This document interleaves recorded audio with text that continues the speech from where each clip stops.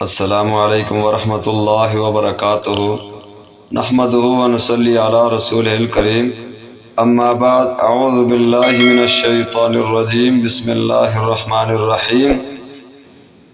حضرات محترم، وضو کی سنتوں کا بیان گزر چکا اور وضو کی سنتوں کے درس کے بعد وضو کی جو مستحبات ہیں اور وضو کے مستحبات کے ساتھ ساتھ وضو کی جو مکروہات ہیں ان کو بیان کیا جائے گا۔ تو مستحب عمل وہ ہوتا ہے جو سنت سے کم ہو، جس کے کرنے پر ثواب ملتا ہے، نہ کرنے پر کوئی پکڑ اور گناہ نہیں ہوتا۔ تو وضو میں مستحب امور بھی ہیں جن کا بیان درج ذیل ہے۔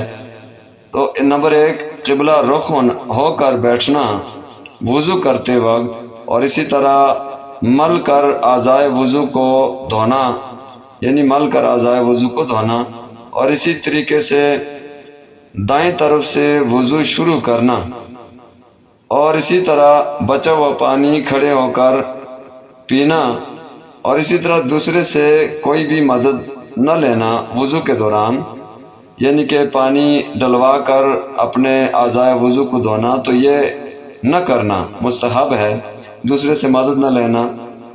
مستحب کے چھوٹنے پر کوئی گناہ نہیں ہے، اور اگر مستحب کے کرنے پر جو وہ ثواب ہوگا۔ اور اسی طرح مکروہات وضو، جو وضو کے میں ناپسند جو کام ہیں، جو ناپسند کام ہیں وہ درج ذیل ہیں، جو نہیں کرنے چاہیے، جو مکروہ ہیں، لیکن مجبوری کی وجہ سے ان پر عمل بھی کیا جا سکتا ہے، اس وقت کوئی گناہ نہیں۔ اگر مجبوری نہ ہو تو پھر نہ کرنا چاہیے۔ نمبر 1، ناپاک جگہ پر بیٹھ کر وضو کرنا۔ نمبر 2، سیدھے ہاتھ سے ناک کو صاف کرنا، اور اسی طرح نمبر 3، پانی زیادہ بہانا۔ نمبر 4، وضو کرتے وقت دنیا کی باتیں کرنا، اور اسی طرح نمبر 5، خلاف سنت وضو کرنا، اور اسی طرح زور سے چپکے مارنا، یعنی کہ زور سے اپنے ہاتھوں سے اپنے چہرے پر جو پانی مارنا یا اور جسم کے اعضاء پر پانی مارنا۔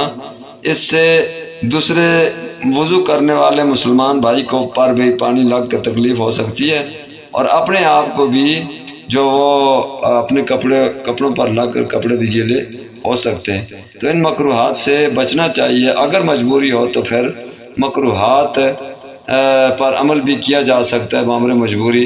جزاکم اللہ احسن الجزا۔ اس ویڈیو کو زیادہ سے زیادہ جو شیئر کریں، اور ویڈیو کو لائک کریں، اور ہمارے یوٹیوب چینل مفتی محمد اظہر کو ضرور سبسکرائب کریں، تاکہ مزید مفید بنیادی مسائل جو ہو بر وقت موصول ہوں اور بر وقت آپ تک پہنچ جائیں۔ السلام علیکم ورحمۃ اللہ وبرکاتہ۔